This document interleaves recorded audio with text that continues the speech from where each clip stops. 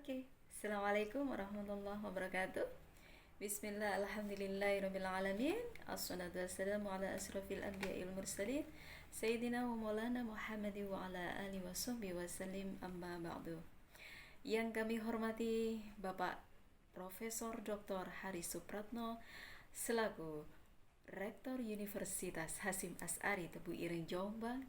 Yang kami hormati Bapak Dr. Jasminto, Magister Pendidikan selaku Dekan Fakultas Agama Islam Universitas Hasyim Asy'ari Tebu Ireng Jombang. Yang kami hormati Ibu Hajah Dr. Khairatul Idawati selaku Kaprodi Fakultas Agama Islam Universitas Hasyim Asy'ari Tebu Ireng Jombang. Dan tak lupa yang kami hormati pencipta aksi literasi Hanifida, Bapak Dr. Hanifuddin selaku pencipta aksi literasi. Oke.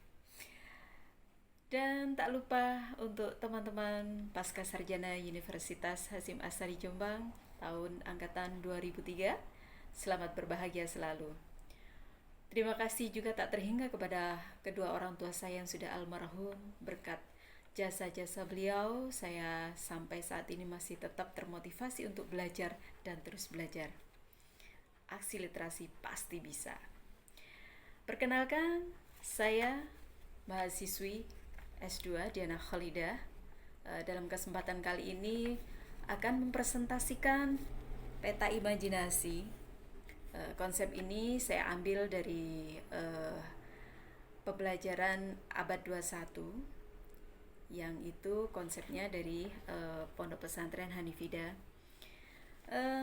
Di sini saya akan mempresentasikan konsep kontekstual teaching learning, ya. Pembelajaran di sini bisa dilihat teman-teman.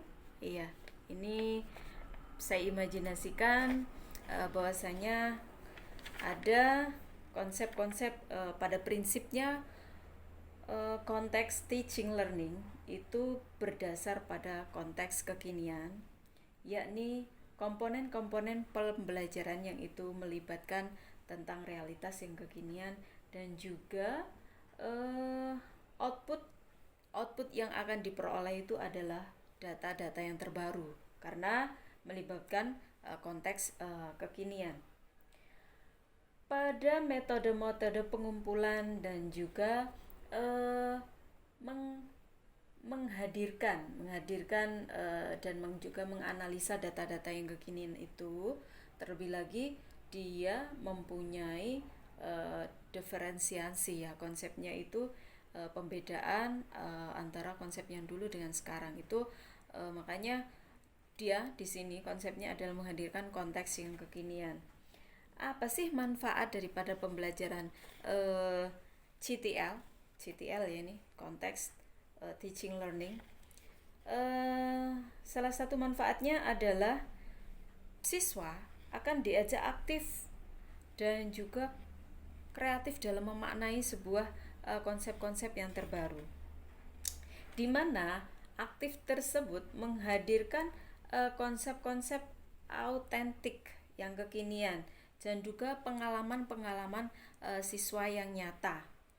Tidak hanya imajinasi, tapi bagaimana siswa itu diajak menganalisa sebuah persoalan-persoalan yang terbaru atau dengan berlatar kehidupan siswa-siswi tersebut, yang itu kemudian akan menghasilkan sebuah motivasi pembelajaran yang akan mendorong siswa untuk terus berproses, berprestasi dengan pengembangan yang kritis, inovatif, yang melibatkan psikomotorik dan juga kognitif. Di sini adalah perpaduan wawasan dan juga pemaknaan hal-hal yang terbaru. Sifatnya seperti itu. Selanjutnya, apa sih kelebihan daripada CTL itu, kawan? Nah, mari kita lihat di sini. Kelebihannya satu, adanya suasana yang menyenangkan. Nah, karena apa?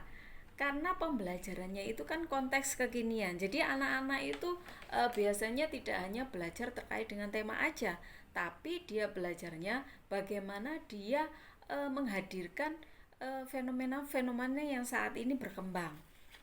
Ada lagi kelebihannya ketika belajar CTL ini, siswa akan lebih pekanya terhadap persoalan-persoalan yang terbaru.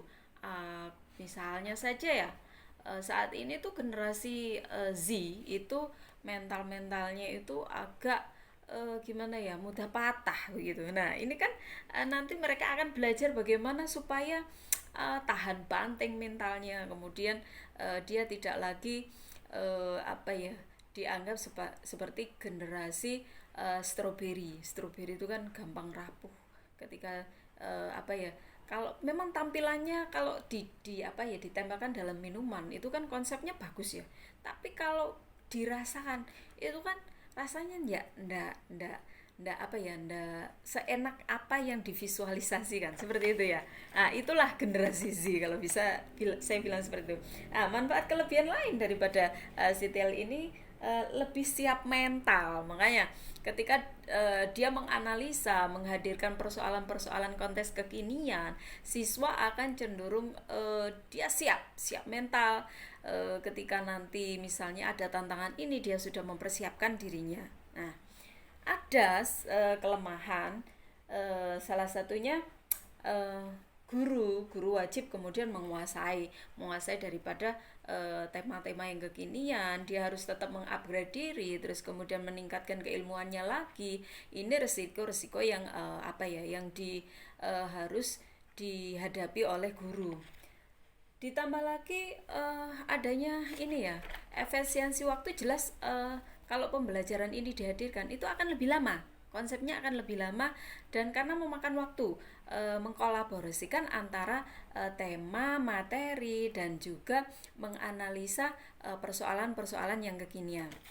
Ada juga kemudian guru saat membawa anak-anak misalnya studi langsung ke konteks kekinian, dia harus dibawa pada pembelajaran langsung di lingkungan tersebut, secara tidak langsung ya outdoor, di luar kelas. Nah ini guru harus siap mental. Apa itu siap mental? Susah untuk mengkondisikan anak-anak didiknya, yang itu kemudian mereka cenderung secara otomatis anak-anak itu kondisinya karena di luar kelas ya jadi tidak kondusif. Itu memang dampak kelemahan daripada CTL itu sendiri. Tapi ya mau tidak mau ini harus sesekali waktu kita terapkan selaku guru, karena kita butuh inovasi maupun kreativitas dalam mengajar. Oke, selanjutnya bagaimana kita memahami tujuan daripada CTL itu sendiri. Bukan hanya sekedar nantinya itu bukan hanya sekedar menghafal materi, tapi di sini guru juga harus menghadirkan konteks-konteks yang kekinian, kan begitu. Manfaat lain, secara tidak langsung siswa itu akan lebih memahami subjek yang kemudian dihubungkan dengan situasi kehidupan sosialnya, masalah-masalah pribadinya, atau kemudian lingkungan baik sosial, kultur maupun tradisi yang ada di lingkungan tempat tinggal siswa-siswi kita. Tujuan lainnya lagi adalah pengembangan minat, bakat, dan wawasan. Otomatis anak-anak didik kita akan cenderung lebih terbuka wawasannya. Dia akan belajar secara mandiri, kemudian dia akan kreatif menciptakan pembelajarannya, kemudian tidak terpaku pada sang guru. Otomatis dia akan lebih cenderung aktif gitu. Ada juga manfaat lain, yaitu melatih diri itu high order thinking skill. Jadi dia sudah secara tidak langsung ketika berdekatan dengan teori CTL ini, pembelajaran CTL, si murid ini akan lebih berpikir secara tinggi, kemudian menganalisa itu tidak hanya satu sisi saja. Dia akan menganalisa dari berbagai konteks, misalnya konteks keagamaan, konteks budaya, sosial, ekonomi, dan lain sebagainya. Jadi siswa akan cenderung lebih potensi berpikirnya diajak lebih luas lagi untuk pembelajaran CTL ini sendiri. Yang terakhir, menjadikan pembelajaran lebih produktif. Nah, anak-anak akan tidak terpaku pada materi, tapi bagaimana dia menciptakan produk-produk baru yang ada di lingkungan tempat tinggalnya. Oke, sekian pemaparan saya terkait dengan CTL, pembelajaran CTL. Semoga ada manfaatnya bagi kita semuanya. Amin amin ya rabbal alamin.